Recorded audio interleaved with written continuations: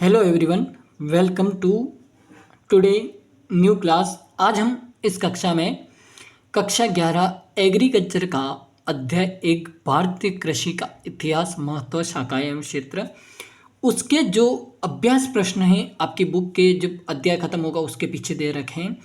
तो उन अध्याय के जो इस अध्याय के जो प्रश्न हैं उसका आप 2025 में आंसर किस प्रकार से दोगे और उसका राइट आंसर क्या होगा, ताकि उस प्रश्न के नंबर आपके पूरे पूरे आपको मिले और एक भी नंबर आपका नहीं कटे। तो वो तरीका क्या होने वाला है, उस आधार पर मैं प्रश्न और उत्तर दोनों लेकर आया हूँ आपके सामने। आपको सिर्फ चैनल पर नए हो तो सब्सक्राइब करके वीडियो को लाइक जरूर करना है और बने रहना है। मैं कह रहा हूँ आने वाली सभी क्लास में आपको प्रॉफिट इस साल जरूर होगा। ठीक है, आइए बात करते हैं सबसे पहले प्रश्न संख्या 1 के बारे में। प्रश्न संख्या अबसद वाला जो है, बहुचयनात्मक प्रश्न जिसे कहते हैं, उसमें प्रश्न संख्या 1 है, भारत में कितने प्रतिशत आबादी कृषि पर निर्भर है? 50%, 90%, 70% या 80%? कुछ इस प्रकार से आपके सामने ऑप्शन होंगे। सही ऑप्शन का चुनाव करते हुए इसका आंसर देना 70% आबादी, यानी कि स, या फिर मैंने ABC लिख रखा है, कहीं पर अबसद लिख रखा है, उस पर कंफ्यूजन नहीं होना है। तो अपना सी ऑप्शन जो 70% वाला है वो सही आंसर है। ठीक है, फिर आता है प्रश्न संख्या 2, किस नदी पर, प्रश्न संख्या 2 है, किस नदी पर शोध द्वारा प्रमाणित हुआ है कि प्राचीन काल से ही भारत में एक साथ 2 फसलें उगाई जाती थी? अ ऑप्शन है गंगा, ब यमुना, स कावेरी और द सरस्वती।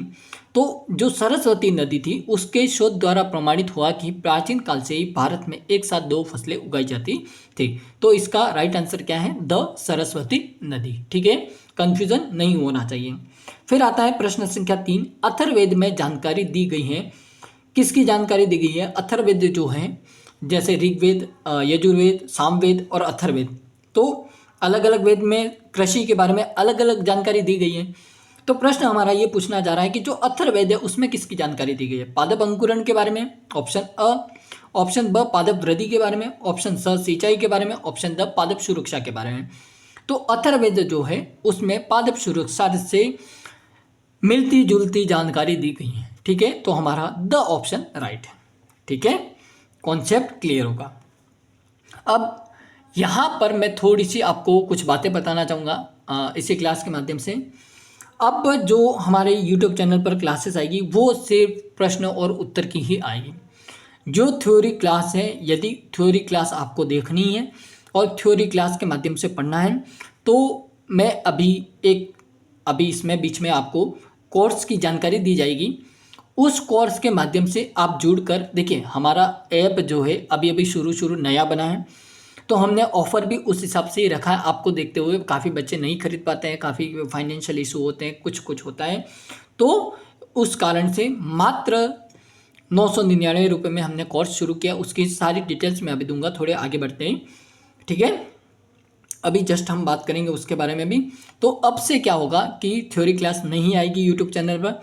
अब से यूट्यूब चैनल पर सिर्फ इस प्रकार से प्रश्न उत्तर की सभी अध्याय के, एग्रीकल्चर के, केमिस्ट्री के और एग्रीकल्चर बायोलॉजी जो है अपनी बायोलॉजी, उसके सभी अध्याय के प्रश्न उत्तरों की सभी चैप्टर्स जो हैं उनकी प्रश्न उत्तर की क्लास आपको देखने को मिलेगी। ठीक है, ये थी छोटी सी जानकारी जो मैंने आपको दी, तो आप सभी समझ गए होंगे। अब हम अगले क्वेश्चन की तरफ बढ़ते हैं। यहाँ से प्रश्न संख्या 4 और 5 देखिए।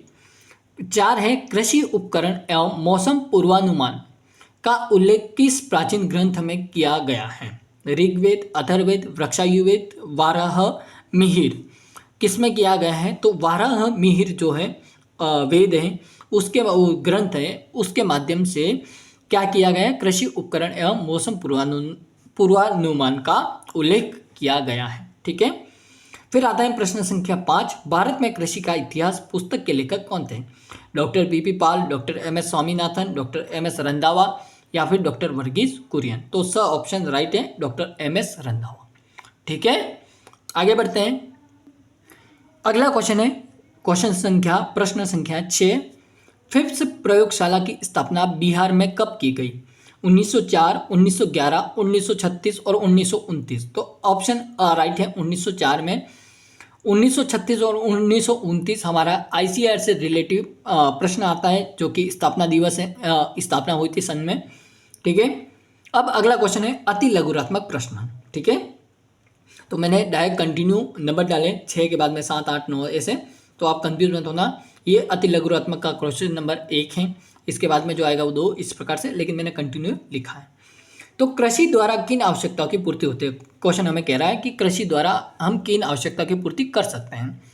तो कृषि द्वारा आहार, वस्त्र, आवास एवं रोजगार की आवश्यकताओं की पूर्ति होती है। ठीक है, यहां तक बात बिल्कुल क्लियर होगी। अगला क्वेश्चन देखते हैं, प्रश्न संख्या 8। किसी उपज के अवशेष किन प्राचीन सभ्यताओं के अवशेषों से प्राप्त हुए हैं? कि कृषि उपज के जो अवशेष हैं वो किन प्राचीन सभ्यताओं से हमें मिले हैं? तो मोहनजोदड़ो और हड़प्पा सभ्यता काल के अवशेषों में कृषि उपज के अवशेष हमें प्राप्त हुए हैं।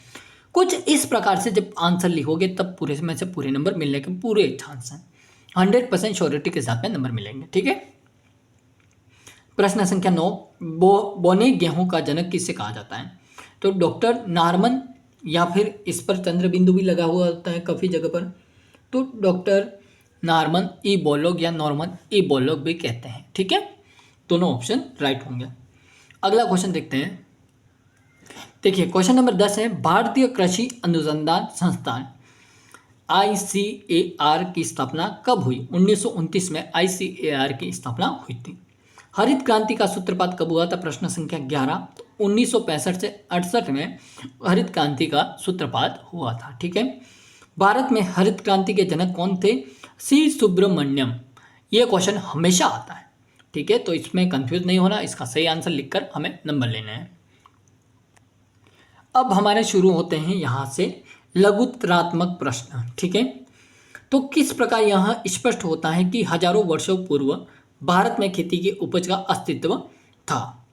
क्वेश्चन हमारा कहना चाह रहा है कि किस प्रकार स्पष्ट हुआ था कि हजारों वर्ष पहले भी भारत में खेती की उपज होती थी या फिर खेती की जाती थी। तो प्राचीन ग्रंथों में इसका पूरा उत्तर देखते हैं तो थोड़ा सा, ठीक है, प्राचीन ग्रंथों में अक्षत यानी कि चावल, कनक यानी कि गेहूं, जो, तिल, श्रीफल यानी कि नारियल, हल्दी, चंदन, ईख, राई, मेथी, सूत यानी कि कपास इत्यादि का उल्लेख किया गया है। किसमें? प्राचीन ग्रंथों में। इससे सिद्ध होता है कि भारत में कृषि का उपज का अस्तित्व हजारों वर्ष पूर्व भी था और मोहनजोदड़ो और हड़प्पा सभ्यता काल के अवशेषों में कृषि उपज के अवशेष भी प्राप्त हुए हैं। इस प्रकार से कुछ तड़कता भड़कता उत्तर दोगे 100% नंबर।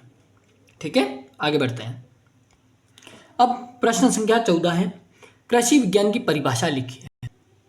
कृषि विज्ञान की परिभाषा लिखिए। सामान्यतः जीवन निर्वाह व आर्थिक उद्देश्यों की पूर्ति के लिए फसल उत्पादन, पशुपालन आदि की कला व विज्ञान को कृषि विज्ञान कहते हैं। यानी कि हम अपने क्या कर रहे हैं, एक तो जीवन को चलाने के लिए, एक अपने आवश्यक आर्थिक उद्देश्यों की पूर्ति के लिए जो फसल उत्पादन कर रहे हैं, जो पशुपालन कर रहे हैं, पशुओं को रखकर दूध निकालना, उनसे अलग अलग उत्पाद बनाना, पशुओं की देखभाल करना, तो ये क्या है, सब एक आर्ट और एक साइंस है, एक कला और एक विज्ञान है। तो इसी को क्या कहते हैं? कृषि विज्ञान कहते हैं। ठीक है, अब है अगला प्रश्न। अगला प्रश्न है, तो इसको देखते हैं। सबसे पहले अगला प्रश्न ये है कि शस्य विज्ञान किसे कहते हैं? तो शस्य विज्ञान जो है, सबसे पहले वो ग्रीक भाषा के शब्द एग्रोस अर्थात खेत तथा नोमोस अर्थात प्रबंधन से लिया गया है। यह कृषि की एक विशेष शाखा है जिसका संबंध फसल उत्पादन और मृदा प्रबंधन से है। यहाँ पर इतना सब कुछ नहीं लिखो, लेकिन इतना जब लिखोगे तो नंबर अच्छे मिलेंगे, मेरा ये मानना है। ठीक है, मेरा ये मानना है कि यहाँ पर इतना सब कुछ लिखोगे तो नंबर अच्छे मिलेंगे। यदि आप इतना सब कुछ नहीं लिखना चाहो तो कृषि विज्ञान की वह शाखा जिसके अंतर्गत फसल उत्पादन और मृदा प्रबंधन किया जाता है उसे शस्य विज्ञान कहते हैं। इस प्रकार से भी आप लिख सकते हैं। ठीक है, दोनों ऑप्शन है आपके पास में। अगला जो प्रश्न आता है वो है 16, कीट विज्ञान से आप क्या समझते हैं? कीट विज्ञान किसे कहते हैं? बेसिकली क्वेश्चन ये है, आप इस प्रकार से इसको लिख करके उत्तर लिख सकते हैं। तो कृषि विज्ञान की इस शाखा में कीट से फसलों पर पड़ने वाले प्रभाव से संबंधित वैज्ञानिक अध्ययन किया जाता है, इसे कीट विज्ञान कहते हैं। ठीक है, एंटोमोलॉजी कहते हैं। Concept clear?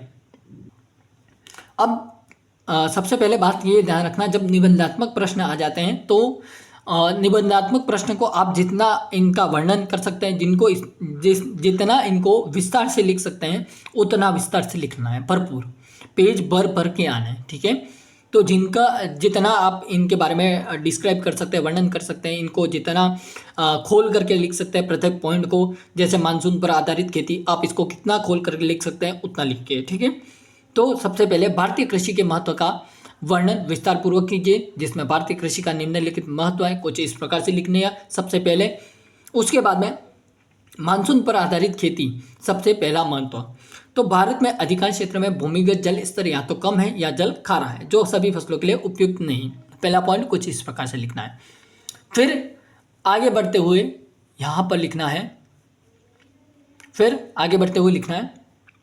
क्योंकि भारत में 6 माह दक्षिणी पश्चिम में मानसून की हवाएं चलती हैं, जिनसे भारत के अधिकांश क्षेत्रों में जून माह से अक्टूबर माह तक वर्षा होती है और कुछ क्षेत्रों में दिसंबर जनवरी माह में भी वर्षा होती है।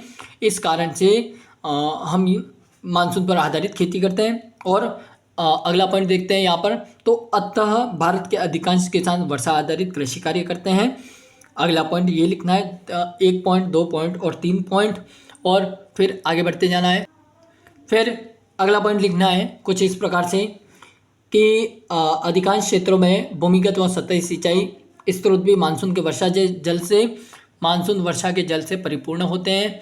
और फिर उसके बाद में अगला पॉइंट लिख के आना है, अतः वर्षा की अनियमितता या कमी से खेती पर बुरा प्रभाव पड़ता है और फसल की बुआई से लेकर उपज प्राप्ति तक सभी कार्य प्रभावित होते हैं, जबकि अच्छी वर्षा होने पर पैदावार अच्छी हो जाती है। फिर दूसरा महत्व लिखते हैं इसके बारे में। फिर दूसरे महत्व में लिखना है दूसरा पॉइंट, अधिकांश जनसंख्या कृषि पर निर्भर। इसमें लिखना है भारत में 70% लोग खेती करते हैं, इससे जहां एक और रोजगार के अवसर पर्याप्त मात्रा में भी अवसर मिलते हैं, लेकिन अकाल पड़ने व फसल खराब होने पर खाद्यान्न संकट उत्पन्न हो जाता है। फिर अगला पॉइंट लिखना है परंपरागत तकनीकी। इसमें लिखना है भारत में किसान परंपरागत खेती करता है, किसान को खेती का कार्य विरासत में मिलता है, जिससे अनुभव व कौशल से वह परिपूर्ण होता है, लेकिन नवीन तकनीकी का उसे ज़्यादा ज्ञान नहीं होता है। कुछ इस प्रकार से तीसरा पॉइंट लिखना है। ठीक है, इसमें एक पॉइंट और ऐड करना है। ठीक है, इसमें एक पॉइंट और ऐड करना है, जिसमें लिखना है जिससे उत्पादन बढ़ाने का प्रयास वह नहीं कर पाते हैं, अब कुछ मात्रा में उन्नत तकनीकी, बीज, खाद, कृषि यंत्रों का प्रयोग करके खेती में क्या कर रहा है, सुधार कर रहा है। इस प्रकार से कुछ 2 पॉइंट लिखने हैं। चौथा पॉइंट आ जाता है यहाँ पर खाद्यान्न फसलों की अधिकता। खाद्यान्न फसलों की अधिकता में लिखना है भारत में किसान अपनी आवश्यकता को देखकर खेती में फसलों का चयन करते हैं, उसे खाद्यान्न की प्राथमिक आवश्यकता रहती है, इसलिए अधिकांश किसान अनाज वाली फसलें ज़्यादा मात्रा में बोता है, दलहन, तिलहन व अन्य रोकड़ फसलें जो होती हैं कम बोता है, जिससे उसे रोकड़ आमदनी कम प्राप्त होती हैं। ठीक है, चौथा महत्व इस प्रकार से लिखना है। अब 5वें महत्व की बात करते हैं। 5वें महत्व में लिखना है रोजगार का प्रमुख साधन, जिसमें लिखना है आपको भारत में कृषि आधारित उद्योग रोजगार के प्रमुख साधन है। अधिकांश जनसंख्या खेती पर निर्भर होने से अकाल, बाढ़ या फसल खराब होने पर लोगों का बड़े स्तर पर रोजगार प्रभावित होता है, जिससे किसान मजदूर व कर्जदार हो जाता है। ग्रामीण क्षेत्रों में शिक्षा के प्रति जागरूकता कम है, अन्य रोजगार के अवसर वह खोज नहीं पाता है। कुछ इस प्रकार से। ठीक है, अगला पॉइंट लिखते हैं राष्ट्रीय आय का प्रमुख स्रोत। राष्ट्रीय आय का प्रमुख स्रोत में लिखना है भारत के 70% लोगों से प्राप्त कृषि उपज के कृषि व्यापार से प्राप्त विभिन्न प्रकार के कर के रूप में सरकार को आय प्राप्त होती है। यदि कभी फसलें खराब होती हैं तो राष्ट्रीय आय भी क्या होती है, प्रभावित होती हैं। कुछ इस प्रकार से लिखना है। फिर अगला 7वां महत्व लिखना है, जिसमें डेयरी उत्पादन के लिए कच्चा माल। तो भारत में अधिकांश किसान खेती के साथ साथ पशुपालन करते हैं, जिससे प्राप्त दूध ही डेयरी उद्योग का आधार है। किसान अपने खेत पर पशुओं के लिए चारा तैयार करता है तथा फसल अवशेष को भी पशु चारे के रूप में प्रयोग करता है। कुछ इस प्रकार से 7वां महत्व लिखना है।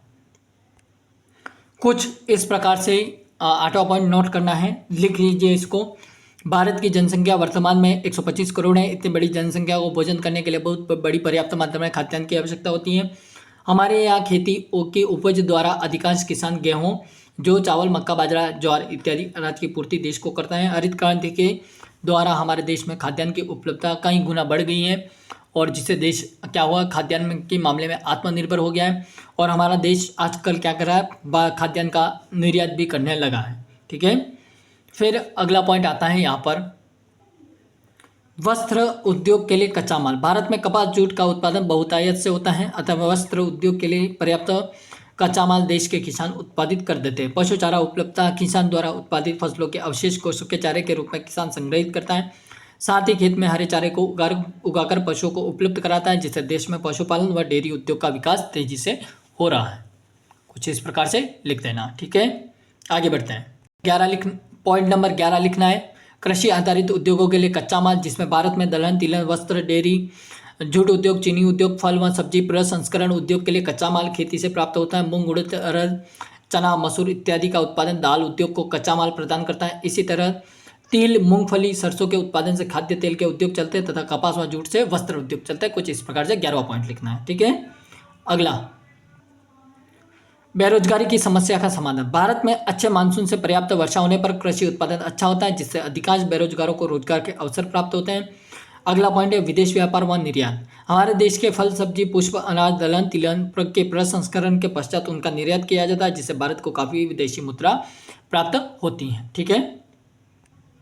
अगला है 14वां, यह देश की आर्थिक विकास में योगदान। जब किसी देश का उत्पाद बढ़ता है तो घरेलू बाजार में तथा विदेशी व्यापार में उसका लेन देन होता है, जिससे सरकार को प्रत्यक्ष व अप्रत्यक्ष रूप में मुद्रा में काफ़ी फायदा होता है। कुछ इस प्रकार से ये लास्ट पॉइंट लिखना है।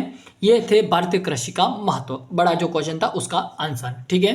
अब अगले क्वेश्चन की तरफ बढ़ते हैं। अब अगला प्रश्न ये है कि आधुनिक भारत में कृषि विज्ञान के क्षेत्र क्या है और उसका सविस्तार बताइए, यानी कि उसको विस्तार से लिखना है। अब एक एक करके लिखते हैं उसके बारे में। इस प्रश्न का उत्तर आप किस प्रकार से लिखोगे मैं आपको बता देता हूँ। जितनी भी शाखाएं हैं उनके बारे में थोड़ा थोड़ा सा लिखना है आपको, और उसको अच्छी तरह से विस्तार से लिख करके उसका उत्तर देना है, ठीक है। जो कृषि विज्ञान के जो क्षेत्र हैं उसके बारे में कुछ इस प्रकार से नोट करते हुए लिख देना है, ठीक है। ये थी आज की क्लास। हम मिलते हैं नई क्लास के माध्यम से, तब तक के लिए जय हिंद, वंदे मातरम, बाय बाय।